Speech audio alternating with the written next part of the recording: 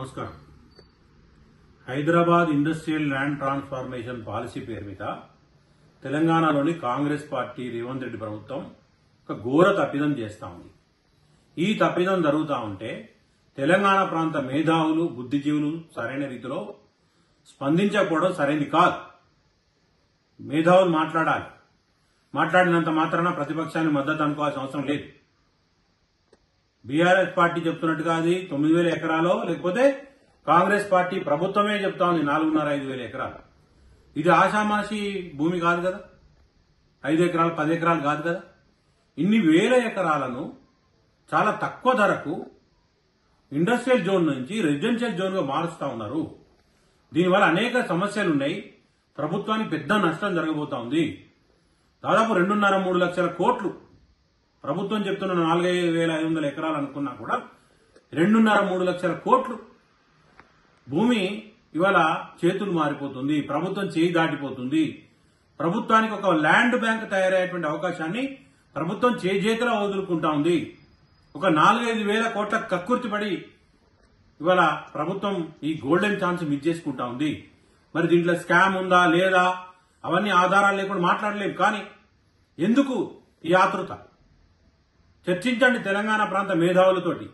విస్తృతంగా చర్చలు జరిపిన తర్వాతనే ఆ పాలసీ ఇంప్లిమెంట్ పూర్తి స్థాయిలో చేయాలి. ఇవాళ 4,500 ఎకరాలంటే అందులో కనీసం ఒక సగం భూమిని ప్రభుత్వం తీసుకోవచ్చు, పావంతు భూమిని తీసుకోవచ్చు. ఆ రోజు ఇచ్చినాడు అవి ఏదో నామమాత్రం ధరకు ఇచ్చి ఉంటారు. ఆ ఇండస్ట్రియల్ భూములు కూడా తెలంగాణ ప్రాంత ప్రజల చేతిలో ఎక్కువగా లేవు. ఓ 20% ఉంటే ఎక్కువ. మెజారిటీ భూములు ఇతర ప్రాంత ప్రజల చేతుల్లోనే ఉన్నాయి. ఇప్పుడు దాని జోలి పోవట్లే. కానీ అంత విలువైనటువంటి భూములేవి రింగ్ రోడ్డు లోపల ఒక 4,500 ఎకరాలంటే ఎంత పెద్ద ల్యాండ్ బ్యాంక్ ఇది. తెలంగాణ భవిష్యత్తు మొత్తాన్ని మార్చేస్తుంది. రేపు విదేశీ కంపెనీలు వచ్చినా, ఇండస్ట్రీస్ వచ్చినా మార్చుకోవచ్చు. కానీ మీరు ఏదో కాలుష్యం పేరు చెప్తా ఉన్నారు. మరి కాలుష్యం పేరు మీరు చెప్పినప్పుడు రెసిడెన్షియల్ జోన్ గా మారిస్తే ఇంకొక ముప్పు ఉంది. ఒకటి డబ్బు పోతా ఉంది, కావాల్సినటువంటి భూమి పోతా ఉంది. ఇంకొక ముప్పు, ఎకాఎకిన 4-5 వేల ఎకరాలు రింగ్ రోడ్డు లోపల రెసిడెన్షియల్ జోన్ గా మారిస్తే దాదాపు అవన్నీ ఒక ప్లాన్డ్ ఏరియాస్ 60 ఫీట్లు, 100 ఫీట్లు, 80 ఫీట్లు ఇట్లా రోడ్లు ఉన్నటువంటి వెంచర్స్ గా ప్రభుత్వం తయారు చేసింది. అలాంటి చోట హైరైజెస్ వస్తే ఒక అంచనా వేయండి. నిపుణులు చెప్తున్న ప్రకారం దాదాపు ఒక 40 లక్షల మంది రెసిడెన్షియల్ జోన్ లోకి వచ్చేటువంటి పరిస్థితి ఉంది. హైదరాబాద్ తట్టుకోగలుగుతుందా? రింగ్ రోడ్ లోపల 1 కోటి మంది ఉంటేనే, ఇంత డెన్సిటీ ఆఫ్ పాపులేషన్ ఉంటేనే ఈ రోడ్లు సరిపోతలేవు, ఈ ఫ్లైఓవర్ సరిపోతలేవు. రాను ఇంటికి 2-3 కార్లు అవుతాయి. దానికి అనుగుణంగా డ్రైనేజ్ సరిపోదు, డ్రింకింగ్ వాటర్ సరిపోదు, పొల్యూషన్ పెరిగిపోతుంది. మరి ఇవేవి ఆలోచించకుండా ప్రభుత్వము ఒక కలం పోటీతోటి ఒక కేబినెట్ లో నిర్ణయం తీసుకున్నాం, 5,000 కోట్లు వస్తాయి. ఇంత అడ్డగోలు నిర్ణయమా? 5 కోట్లు 5 ఎకరాలు 10 ఎకరాలు కోకాపేటలో అమ్ముతున్నారు. అదే 150 కోట్లు 170 కోట్లు అని చెప్తా ఉన్నారు మీరే గొప్పలు. అట్లా కాదు కదా. ఇవి ఒక 5,000 ఎకరాలు ప్రైవేటు వ్యక్తుల చేతిలో పోతుంది. రైతుల దగ్గర అడ్డికి పావుషేర్ లెక్కన అనా పైసలతోటి అప్పరంగా గుంజుకుంటున్నారు. ఇవాళ పారిశ్రామికవేత్తల నుంచి డబ్బులు ఎక్కువ వసూలు చేసేటువంటి మనసు రాలేదు మీకు? ఇవి చేసి వాళ్ళకి ఇవ్వచ్చు కదా. 20,000 ఎకరాలు తీసుకుని ఫార్మాసిటీలా మళ్ళీ వాళ్ళకే ఇస్తామన్నారు. మరి ఇక్కడ ఆ సీట్ ఈ సీట్ అని చెప్పి మాయ మాటలు చెప్తున్నారు.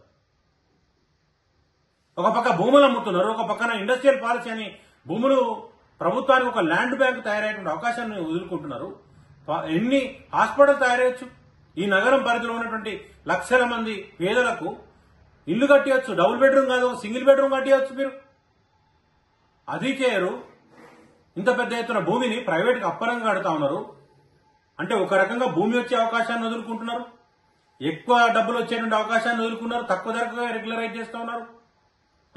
మూడోది పేదలకు ఇల్లు ఇచ్చే అవకాశాన్ని వదిలేస్తున్నారు. నాలుగోది పర్యావరణ సమస్యలు. ఇన్ని లక్షల మంది హైదరాబాద్ సెంట్రల్లోకి వస్తే, అంటే రింగ్ రోడ్డు లోపలనే వచ్చి చేరితే రెసిడెన్షియల్ జోన్ల వల్ల ఎంత పొల్యూషన్ వస్తుంది, ఎంత డ్రైనేజీ కావాలి, ఎంత డ్రింకింగ్ వాటర్ కావాలి, ఎన్ని రోడ్లు కావాలి, ఎన్ని ఫ్లైఓవర్లు కావాలి, ఎన్ని కార్లు వస్తాయి సిటీలోకి వాళ్ళ దానివల్ల ఆలోచించారా? మళ్ళీ వీళ్ళకి ఇక్కడ తక్కువ, ఆ రోజు ప్రభుత్వాలు తక్కువ ధరకే ఇండస్ట్రీలను ఎంకరేజ్ చేసే విధంగా ఇచ్చింది భూములు. మళ్ళీ వాళ్ళు తక్కువ ధరకే రెగ్యులరైజ్ చేస్తున్నారు. వాళ్ళు 100 కోట్లకు అమ్మేసుకుంటారు. మళ్ళీ వాళ్ళకి తీసుకొని మీరు రీజనల్ రింగ్ రోడ్ లోపల ఏదో ఇండస్ట్రియల్ జోన్లలో తక్కువ ధరకు మళ్ళీ భూములు ఇస్తారు. ఇక్కడ లబ్ధి పొందేది ఎవడు? ఆ భూములు ఏ ప్రాంత ప్రజల చేతులు ఎక్కువ ఉన్నాయి? అందులో 10-20% కూడా ఉండరు తెలంగాణ బిడ్డలు ఆ ఇండస్ట్రియలిస్టులలో. మరి ఎవరికి కట్టబెడతా ఉన్నారు? మీ ప్రభుత్వం తప్పులు చేస్తే పరీక్షించడం అంటే ఇంకో పార్టీకి సమర్థించినట్టు కాదు. దీనిపై తెలంగాణ ప్రాంత మేధావులు స్పందించాలి. ఏడబైండి కోదండరాం చిన్న చిన్న పదవుల కొరకు ఇంత దిగదారా? రిటైర్డ్ మురళీ గారు లాంటి వాళ్ళు మాట్లాడాలి కదా.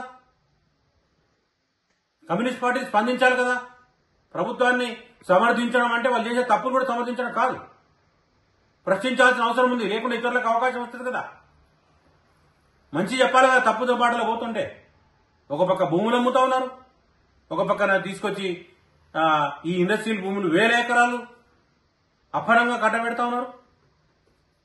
ఇంత బుద్ధి లేని పని చేస్తా ఉంటే తెలంగాణ ప్రాంతంలో తీవ్రమైనటువంటి ప్రతిఘటన వస్తుంది.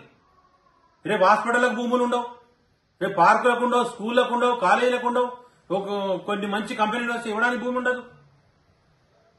ఇంత అజ్ఞానంతో ఈ హిల్ట్ పాలసీ చేయడం సరైనది కాదు.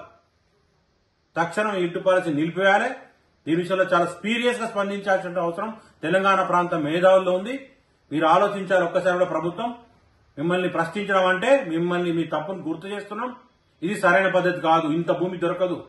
దాదాపు 2 లక్షల కోట్ల భూమి ప్రభుత్వం చేయి దాటిపోతున్నది, ప్రజల చేయి దాటిపోతుంది. మీడియా ఎట్లా స్పందించట్లేదు. ఖచ్చితంగా సోషల్ మీడియా వేదికగా జెన్జీ దీని మీద మాట్లాడాల్సిన అవసరం ఉంది. యువత మాట్లాడాల్సిన అవసరం ఉంది. తెలంగాణ యువత. ఇది ఒక హైదరాబాద్ సంబంధించి కాదు, యావత్ తెలంగాణ స్వరూపాన్ని మార్చేటువంటి ఒక ల్యాండ్ బ్యాంక్ వస్తుంది. ఇది తెలంగాణ రాష్ట్ర సగం అప్పులు కట్టొచ్చు ఈ భూములు తీసుకుంటే. కట్టమంటే అమ్మమంటలేను నేను. అంత వాల్యూడ్ ల్యాండ్ ఇది. అవసరమైనప్పుడు దొరకది. ఇక్కడ భూములు ఇస్తారు, మళ్ళీ పోయి రీజనల్ రింగ్ రోడ్డు భూములు, దాని పక్కన ఇండస్ట్రియలిస్ట్ భూములు, పరిశ్రమల కోసం భూములు లాక్కుంటా ఉంటారు రైతుల నుంచి చీప్ గా. మరి వాళ్ళకి ఎందుకు ఏ ధరియరాదు? ఏ ధరిస్తలేదు వాళ్ళకు రైతులకు. ఇవ్వాలంటే భూసేకరణ చట్టాల ప్రకారం ఇవ్వడానికి దానికి 100 కోరికలు వేసి రకరకాల కారణాలు చెప్పి వీలైనంత తగ్గించి, ఇది సరైన నిర్ణయం కాదు. తక్షణం దీన్ని హిల్ట్ పాలసీని నిలిపివేయాలని డిమాండ్ చేస్తున్నాం.